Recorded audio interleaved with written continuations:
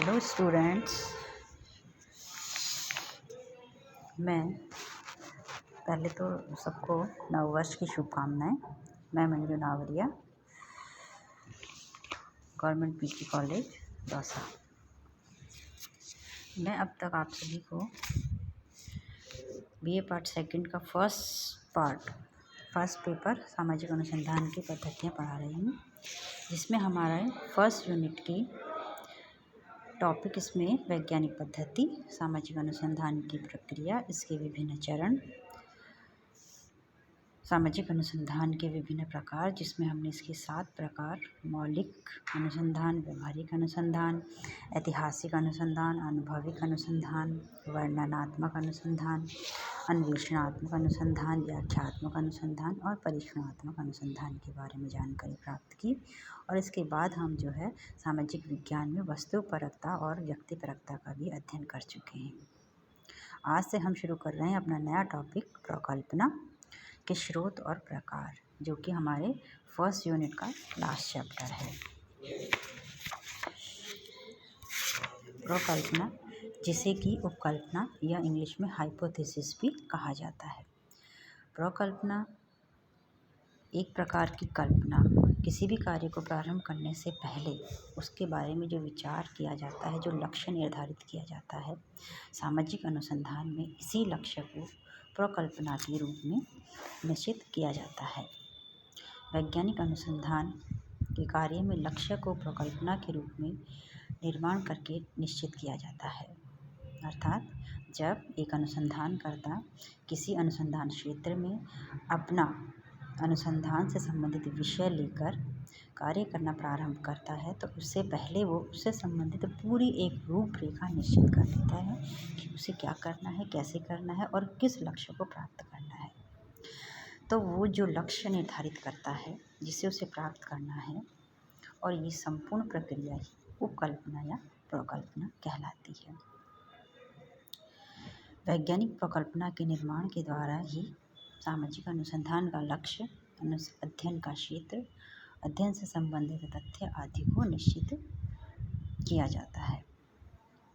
और इस अनुसंधान में जिन कारकों का वैज्ञानिक कार्य कारण संबंधों का परीक्षण करना चाहता है, उन्हें वो अपनी प्रकल्पना के रूप में स्पष्ट कर देता है और अपने वो संपूर्ण अनुसंधान कार्य में यही देखता है कि उसकी प्रकल्पना की जांच में जो है वो किस परीक्षण पर खरी उतरी है, वो सही निकली है या नहीं। अर्थात उसने जो परीक्षण किया है, उसने जो अपनी कल्पना रखी थी, अनुसंधान का कार्य और उसका रिजल्ट उस प्रकल्पना के अनुसार है या नहीं। अगर उस प्रकल्पना के अनुसार रिजल्ट आता है तो वो उसके निष्कर्ष सिद्धांत बन जाते हैं, और अगर नहीं आता है तो उसे फिर से अपना अध्ययन कार्य करना होता है। गुटेनहर्ट ने कहा है कि अगर सामाजिक अनुसंधान में एक अच्छी प्रकल्पना का निर्माण हो जाता है, तो इसका अर्थ है कि अनुसंधान के लगभग आधा कार्य पूरा हो जाता है। और उन्होंने तो एक जगह ये भी लिखा है कि प्रकल्पना सिद्धांत और अनुसंधान के बीच की एक आवश्यक कड़ी है, जो कि अतिरिक्त ज्ञान की खोज में सहायक होती है। अनेक अनुसंधानकर्ताओं तथा वैज्ञानिकों का कहना है कि सामाजिक अनुसंधान में बिना प्रकल्पना के एक भी कदम आगे बढ़ना संभव नहीं है। और ये निश्चित भी है कि जब तक आपके पास कोई रूपरेखा नहीं होगी, कोई एक निश्चित योजना नहीं होगी कि आपको क्या कार्य करना है, कैसे कार्य करना है, तो उसके बिना आप कार्य का प्रारंभन भी नहीं कर सकते हैं। इसीलिए लुंडबर्ग ने भी कहा है कि बिना प्रकल्पना के या उपकल्पना के अनुसंधान करना एक प्रकार से अंधेरे कुएं में छलांग लगाना है।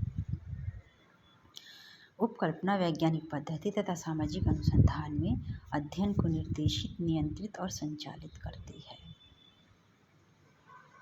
उपकल्पना को अंग्रेजी में हाइपोथेसिस कहा जाता है, और ये जो है शब्द ग्रीक के 2 शब्दों से मिलकर बना है। हाइपो अर्थात बिलो, जिसका अर्थ होता है नीचे, और थीसिस अर्थात थ्योरी का अर्थ है विचार या सिद्धांत।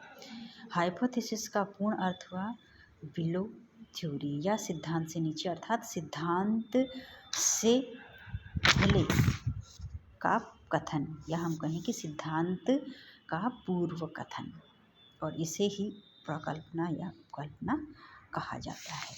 अर्थात सिद्धांत बनने से पहले का विचार, पूर्व कथन या पूर्व विचार। तो प्रकल्पना का अर्थ हुआ पूर्व विचार या पूर्व सिद्धांत। इस प्रकार प्रकल्पना एक ऐसा विचार अथवा सिद्धांत जिसे अनुसंधानकर्ता अध्ययन के लक्ष्य के रूप में रखता है और उसकी जांच करता है, तथा अध्ययन के निष्कर्ष में प्रकल्पना को सत्य सिद्ध होने पर एक सिद्धांत के रूप में स्थापित किया जाता है, और इसके असत्य सिद्ध होने पर इसे त्याग दिया जाता है और एक नए सिरे से फिर से प्रकल्पना निर्मित की जाती है।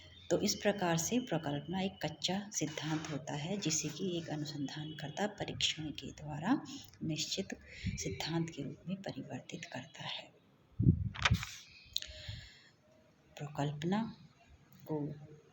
प्रकल्पना एक प्रकार की प्रस्तावना, इसे एक कामचलाऊ सामान्यीकरण, कल्पनात्मक विचार, पूर्व अनुमान, दो या दो से अधिक परिवर्तियों के बीच संबंधों को स्पष्ट करने वाला अनुमानात्मक या पूर्व में लगाया गया अनुमान या कथन होता है, और इसे अलग अलग समाजशास्त्रियों ने अलग अलग प्रकार से परिभाषित किया है, जिसकी चर्चा हम अपने अगले व्याख्यान में करेंगे।